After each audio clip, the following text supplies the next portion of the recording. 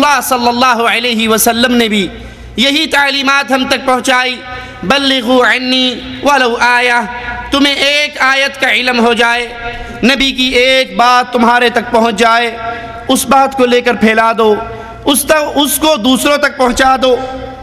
یہ سوچ بصیرت سے خالی ہے کہ جامعہ کی ڈگری ہوگی تو آپ بیان کر سکتے ہیں، کسی مدرسے کی فراغت ہوگی تو آپ بیان کر سکتے ہیں، اگر نہیں ہے آپ نے دین سیکھا ہے، کسی شیخ کے پاس بیٹھ کر سیکھا ہے، آپ کو دین کی بات پہنچی ہے تو آپ کو بیان کرنے کا حق نہیں۔ یہ طریقہ انبیاء کا اور انبیاء کے ماننے والوں کا طریقہ نہیں۔ صحابہ کرام بیان فرماتے ہیں فَمِنَّا مَنْ عُلِّمَ السُّورَةَ، ہم میں سے وہ بھی تھا جس کو ایک سورت یاد تھی، وَالسُّورَتَانِ، جس کو دو صورتیں یاد تھی، وَالسُّنَنْ وَالْفَاتِحَةِ، جس کو کچھ سنتیں یاد تھی، جس کو فاتحہ یاد تھی۔ پھر ہم اپنے گھروں سے نکلے، جتنا دین ہم نے سیکھا اتنا دین ہم نے لوگوں کو سکھانا شروع کر دیا۔ اس سے ملتا کیا ہے؟ اس کا رزلٹ کیا نکلتا ہے؟ ترمذی میں ہے رسول اللہ صلی اللہ علیہ وسلم نے فرمایا، بے شک اللہ عز و جل، اس کے فرشتے، اس کے بندے، اس کی مخلوقات، آسمان والے، زمین والے، حتیٰ کہ چیونٹی اپنے سوراخ کے اندر، اللہ لوگوں کو خیر کی دعوت دینے والے، لوگوں کو اچھی بات بتانے والے پر رحمت کرتا ہے، اور اللہ کی مخلوقات اللہ سے اس کے گناہوں کی معافی کا سوال کرتے ہیں۔ دعوت دین کا مقصد کیا ہے؟ یہ دین کی ہم دعوت دیں کیوں؟ کیا مقصد ہے؟ سارے لوگ نمازی بن جائیں، سارے لوگ حاجی بن جائیں، سارے زکوٰۃ دینے لگ جائیں، سارے جہاد کے لیے تیار ہو جائیں؟ یہ دعوت کا مقصد نہیں ہے لوگوں۔ دعوت کا بنیادی مقصد اپنے ذہن میں ہمیشہ پختہ کر کے رکھنا، کبھی نہ بھولنا، وَلَقَدْ بَعَثْنَا فِي كُلِّ أُمَّةٍ رَسُولًا أَنِ اعْبُدُوا اللَّهَ۔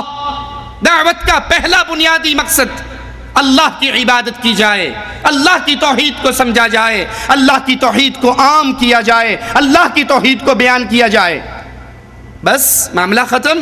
لوگوں سے کہیں لا الہ الا اللہ پڑھ لو، معاملہ ختم ہو گیا؟ نہیں۔ وَاجْتَنِبُوا الطَّاغُوتَ، اللہ کے علاوہ جس کی عبادت کی جا رہی ہے، جس کے لیے سجدے ہیں، جس کے لیے رکوع ہے، جس کے لیے ذبح ہے، جس کے لیے نذر ہے، جس کے لیے نیاز ہے، جس کے لیے قربانیاں ہیں، اللہ کے علاوہ جس کو پوجا جا رہا ہے، یہ طاغوت ہے۔ اللہ کی عبادت کرو اور اس طاغوت کا انکار کرو۔ مگر افسوس، آج اکثر تبلیغ مبلغین کی، تبلیغ کرنے والوں کی سوچ اور انداز بدل گئے۔ وہ بنیادی نقطہ جس کو مالک کہتا ہے وَلَقَدْ بَعَثْنَا فِي كُلِّ أُمَّةٍ رَسُولًا، ہم نے تو ہر امت میں رسول کو بھیج کر پہلی دعوت ہی یہ سکھائی تھی، أَنِ اعْبُدُوا اللَّهَ۔ وہ انداز بدل گئے۔ وہ توحید کی دعوت 2-2 گھنٹے کی تقریریں سن لیجئے، 3 دن کے اجتماع اٹینڈ کر کے دیکھ لیجئے، آپ کو لا الہ الا اللہ کی دعوت دینے والا خال نظر آئے گا۔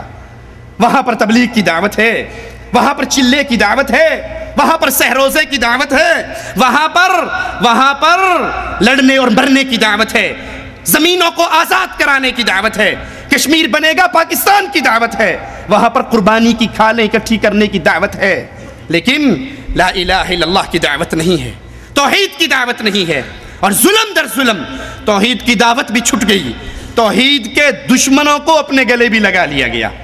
جلسہ ہوتا ہے، اجتماع ہوتا ہے، اشتہار چھپتے ہیں، ہمارے اس اجتماع میں سب مذہبی اور سیاسی قائدین خطاب فرمائیں گے۔ خطاب فرمانے آتے ہیں مفتی منیب الرحمن، خطاب فرمانے آتے ہیں عبد الجلیل نقوی شیعوں کا امام، خطاب فرمانے آتا ہے اسد نورانی، شاہ احمد نورانی کا بیٹا۔ وہ توحید کی ساری دیواریں جو محمد نے کھڑی کی تھی صلی اللہ علیہ وسلم، اہل شرک اور اہل کفر کے درمیان، ہم نے ان دیواروں کو ہٹا دیا ہے۔ ان اہل کفر سے، اہل شرک سے بغل گیر ہیں۔ کیوں؟ اجی آپ نہیں سمجھتے، متحدہ مجلس عمل میں اکٹھے ہونے کے لیے ہمیں ان کے ہاتھوں میں ہاتھ ڈالنا پڑے گا۔ سینٹ کی ایک کرسی لینے کے لیے ہمیں اللہ مشکل کشا کی آوازیں کو بھلا کر نعرہ حیدری یا علی کی صدا کو برداشت کرنا پڑے گا۔ آپ نہیں سمجھتے نا، ووٹ کا سیزن ہے، الیکشن کے دن ہے، الیکشنوں میں ہم نے ووٹ لینا ہے۔ میں ایم این اے اور ایم پی اے کی سیٹ پہ کھڑا ہوں، اگر میں نے لا الہ الا اللہ کا یہ ترجمہ کر دیا، اللہ کے علاوہ مشکل کشا نہیں، حاجت روا نہیں، غوث اعظم نہیں، بگڑی بنانے والا نہیں، کشتی پار لگانے والا نہیں، مولوی صاحب پھر میں نے ووٹ دے گا کون؟ میری صندوقڑی تو خالی رہ جائے گی۔ ہم نے ووٹوں کے لیے ہم نے سینٹ کی کرسیوں کے لیے، ہم نے قربانی کی کھالوں کے لیے، ہم نے الیکشن میں چند سیٹیں لینے کے لیے حجویری کی قبر پہ شرک کا اڈا قائم کرنے والے کے ہاتھوں میں ہاتھ دیے. بھول گئے کہ محمد نے ہمیں کیا درس دیا تھا جب بدر کے میدان میں ایک آنے والا آیا تھا اور اس نے کہا تھا یا رسول اللہ صلی اللہ علیہ وسلم میں آپ کی مدد کے لیے آیا ہوں. اللہ کے نبی صلی اللہ علیہ وسلم نے پوچھا لا الہ الا اللہ کے اقرار کرتے ہو؟ کہتا ہے نہیں، میں تو لات و عزا کا پجاری ہوں، ہاں مظلوم کی مدد کے لیے چل کر آیا ہوں. آپ نے کہا بھاگ جاؤ، محمد مشرک سے مدد نہیں لیا کرتے. میری مدد کرنی ہے تو ماننا پڑے گا جس کے سامنے تم نے سر جھکایا ہے یہ مخلوق ہے، سر کو اٹھاؤ اور عرش والے کے سامنے جھکاؤ. الیکشن کے نام پہ، چندوں کے نام پہ، ووٹوں کے نام پہ، سینٹ کی کرسی کے نام پہ مشرکوں کے ہاتھوں کو پکڑنے والوں، کاش تمہیں محمد کی دعوت یاد ہوتی صلی اللہ علیہ وسلم. حرمت رسول کے نام پہ آج مشرکوں کو گلے لگا لیا گیا ہے. ارے تم حرمت رسول کی بات کرتے ہو، دوستی ان سے کرتے ہو جو رب کو گالی دیتا ہے. جو یا علی مدد کا نعرہ لگاتا ہے کیا وہ رب کو گالی نہیں دے رہا؟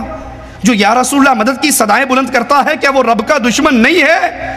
جو محمد کو نور من نور اللہ کہتا ہے صلی اللہ علیہ وسلم کیا وہ اللہ کا دشمن نہیں ہے؟ تكاد السماوات يتفطرن منه وتنشق الارض وتخر الجبال هدا ان دعوا للرحمن ولدا. قریب ہے آسمان پھٹ جائے، زمین ٹکڑے ٹکڑے ہو جائے، پہاڑ ریزہ ریزہ ہو جائے. ان ظالموں نے اللہ کا بیٹا بنا لیا اور ہم اس کو دنیا کے چند ٹکوں کی وجہ سے اپنے گلے پہ لگا لیں. یہ تو ان کا حال تھا جن کے پلے میں توحید کی کوئی بات ہے اور وہ دعوے دار ہیں.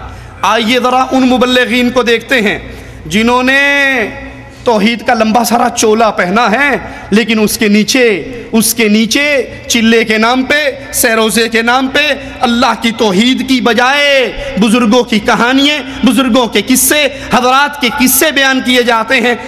ان کی دعوت کو سنتے ہیں جو اپنی دعوت میں بڑے پیارے انداز سے بیان کریں گے اللہ ہوا چلانے والا ہے، اللہ پانی کا مالک ہے، اللہ پھول میں خوشبو پیدا کرتا ہے، اللہ مردے کو زندہ کرتا ہے، اللہ رزق دیتا ہے، اللہ ماں کے پیٹ میں بچے کو ارے بھائی یہ جتنی دعوت توحید ربوبیت کی آپ دے رہے ہو اس سے کسی مشرک کو انکار ہے؟ مولانا طارق جمیل صاحب کی کیسٹیں آپ نے سنی ہوں گی. ان کی دعوت سن کے کئی بھولے کہتے ہیں جی آپ نہیں سمجھتے مولانا توحید کی بڑی بات ہے ان کی کیسٹوں میں. ارے کون سی توحید جو ابو جہل کو منظور تھی؟ وَلَئِن سَأَلْتَهُم مَّن خَلَقَ السَّمَاوَاتِ وَالْأَرْضِ. طارق جمیل صاحب کہتے ہیں اللہ آسمان کا خالق، زمین کا خالق، انسانوں کو پیدا کرنے والا، ہوائیں چلانے والا، مردوں کو زندہ کرنے والا. یہ ساری باتیں کفار مکہ کو پہلے سے یقین تھا. قرآن کہتا ہے اگر آپ ان سے سوال کرو من خلق السماوات والارض، زمین و آسمان کا خالق کون؟ یہ کہیں گے اللہ. بارش کون برساتا ہے؟ یہ کہیں گے اللہ. رزق کون اتارتا ہے؟ کہیں گے اللہ. مختار کل کون ہے؟ کہیں گے اللہ. یہ توحید ربوبیت جس کو آج پیش کیا جا رہا ہے اس کو تو کفار مکہ نے تسلیم کر لیا تھا. کفار مکہ سے جو لڑائی ہوئی تھی محمد رسول اللہ صلی اللہ علیہ وسلم کی وہ توحید ربوبیت پہ نہ تھی، وہ توحید عبادت پر تھی. اے پتھروں کے سامنے سجدہ کرنے والو، سجدے کا حق صرف اللہ کا ہے. اے کفار تم اللہ کے لیے روزے رکھ رہے ہو، حج کر رہے ہو، زکوٰۃ دے رہے ہو، صدقہ دے رہے ہو، مدد کر رہے ہو، حاجیوں کو ستو پلا رہے ہو، تم یہ سارا کام اللہ کے لیے بھی کر رہے ہو اور کسی اور کے لیے بھی کر رہے ہو. یہ لا الہ الا اللہ کا واضح ایسا ہے جو عبادت قرار پائے گا وہ اللہ کے علاوہ کسی اور کے لیے نہیں ہو سکتی. اسی لیے کفار مکہ نے کہا تھا اجعل الآلہۃ الہا واحدا.